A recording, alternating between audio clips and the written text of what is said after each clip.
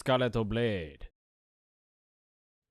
Hello, ladies and gentlemen, and welcome to Silent Night, Memoirs of a Royal Guard, Chapter 20. Listen up, ponies, Shining Armor called from the front room. As you all know, an anonymous threat has been made against Canterlot. Princess Celestia has requested extra security, and we are obliged to provide it.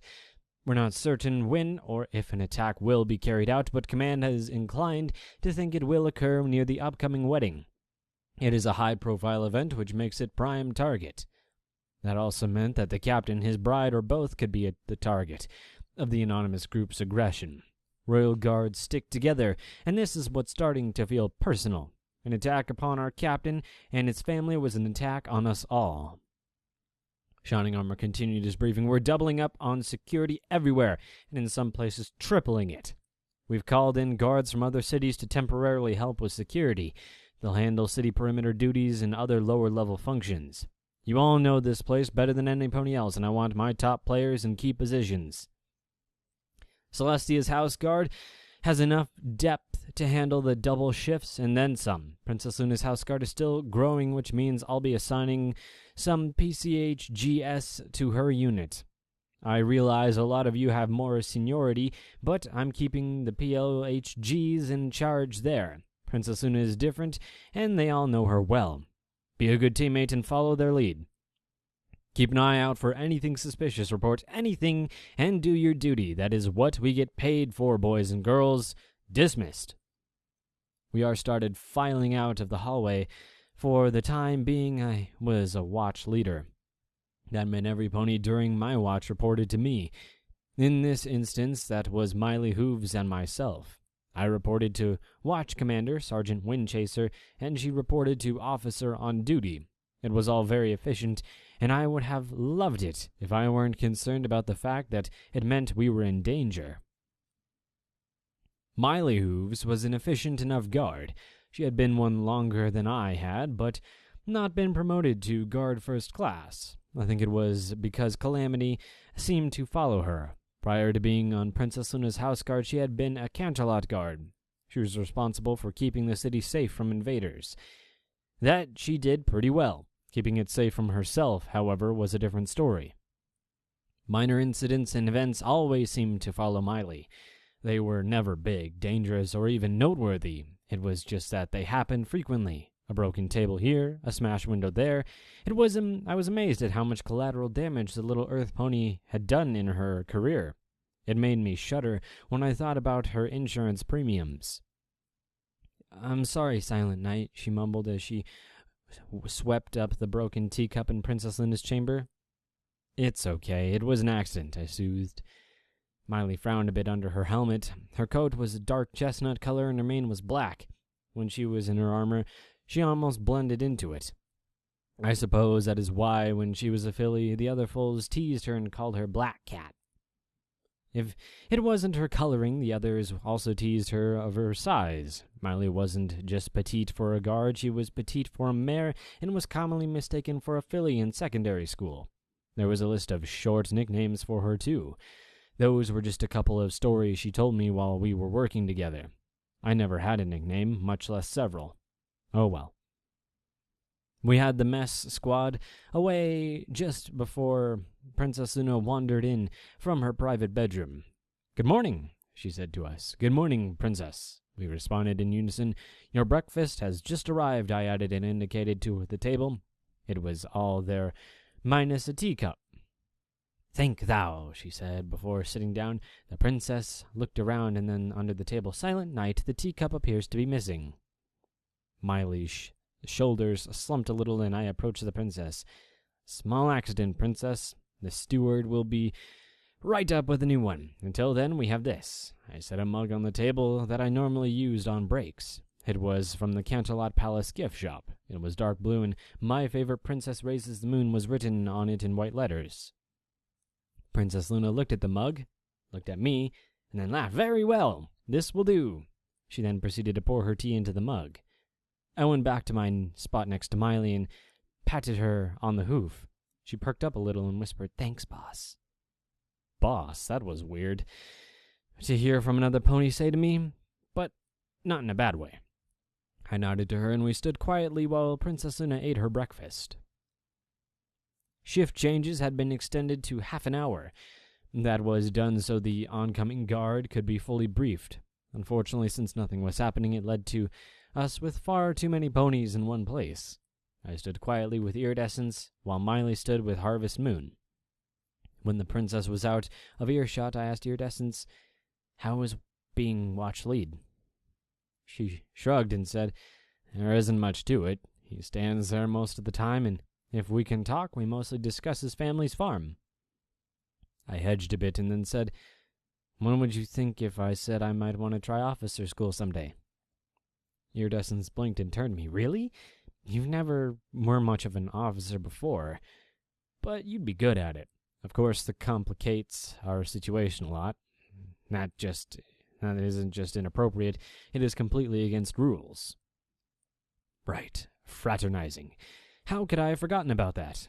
Ah, you're right, I said with a shrug. Oh well, it will probably be a silly notion anyway.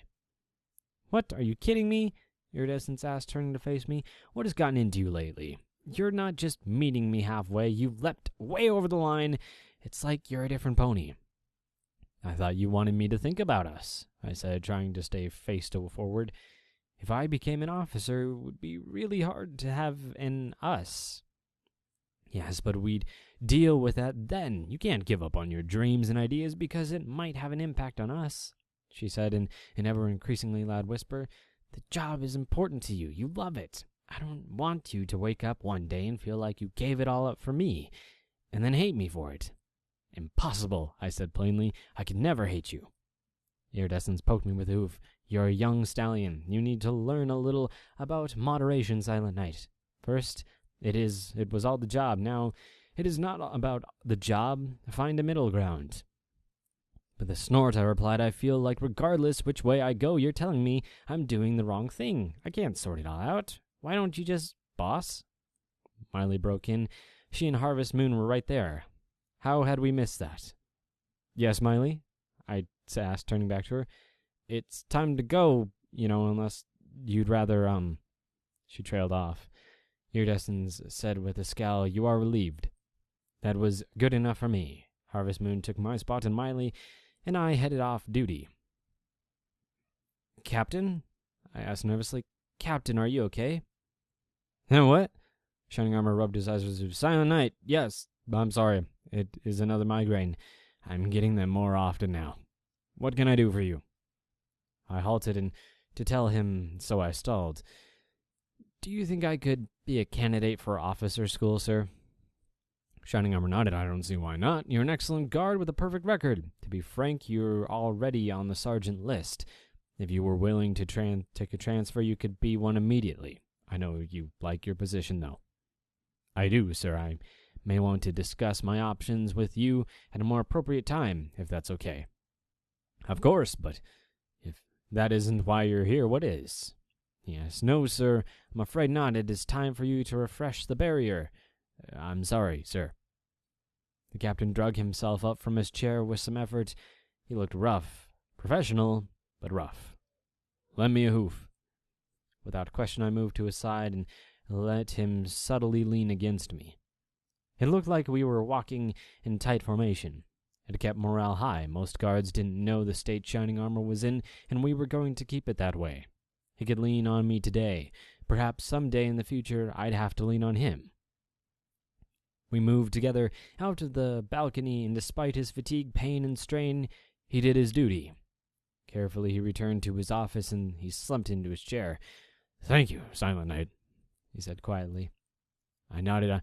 I'm not sure what you're talking about, sir. I see you have some reports to catch up on there. About 12, I estimate. It will take exactly 2 hours to do them. I'll close your door and check in on you then. Very good, he said, already half asleep. Dismissed. I swept the reports into my duty bag and walked out, closing the door behind me. Miley was outside waiting, and I motioned to the door. The captain is doing reports and is not to be disturbed. If anyone calls for him who isn't an officer, do not let them in. If it is an officer, knock loudly 3 times, wait 5 seconds, and then open the door, understand? Yes, boss, she said, and moved in front of the captain's door. I headed off to the library to review the reports. The other watch leaders for Princess Una's house guard and I stood at attention in the captain's office. "I'm sorry, sir, we won't be attending the wedding?" Iridescence asked. We stood next to each other, but the two of us hadn't been speaking much this last week. Every pony was a little stressed, and we had been snippy with each other. I didn't like it, but for some reason I kept doing it. Shining Armor shook his head. "I'm afraid not. Command has decided that having both princesses and Cadence all in the same place is way too dangerous. Princess Una and her guard will be on watch while Princess Celestia officiates." "Who will be the officer on duty, sir?" I asked. "Lieutenant Dyke will be," he said. "I'll obviously still be in overall command if something happens. It would interrupt the wedding anyway." And I shuddered to think at what would happen if any pony that interrupted Cadence's special day. We laughed. The captain knew how to keep our spirits up at just the right time. He was a great officer that way, all smiles and confidence on the outside while being personally exhausted on the inside. I didn't have that same level of confidence in Astral Dyke. The lieutenant was efficient and all, but I just didn't get the same vibe off him that I did from most officers. At least the captain would still be around. It made sense to keep the princesses separate. The plan was a solid one, and most of us didn't mind missing the wedding. It was supposed to be a joyous day, but we weren't really feeling it. Well, at least I wasn't. "You're dismissed. Silent Night, a word," the captain said, and the others filed out of their duty. "Door," he added. "I closed it, sir." The captain staggered a bit and braced himself on his desk. I stepped forward, but he held up a hoof. "I'm fine. Listen, we need to talk. Do you believe in a soldier's gut instinct?" I nodded. "Absolutely, sir. Soldiers get feelings. My father taught me that, and more importantly, he trained me to listen to them." "Good. I've got a big one. Whatever is going to happen is going to happen today at the wedding. I'm not sure what it will exactly be, but every fiber in my very body says it's going to be bad." The room seemed to chill, and I frowned. "Perhaps we should cancel the event, sir?" Shining Armor shook his head. "No. It is time to end this. A game of cat and mouse has gone on too long. We need to face it, and I'm not sure how much strength I have left." "What do you need me to do?" I asked, feeling inspired. "Sergeant Windchaser is an exceptional guard, but her days of fighting are long over. When we get into the thick of it, you need to remember that. She might not be able to keep up, and the ponies will be looking for someone to lead them." The captain walked to me, wobbling slightly.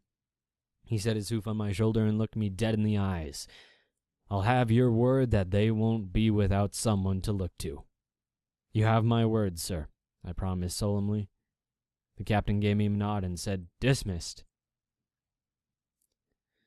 Well then, I hope you guys have had a wunderbar day.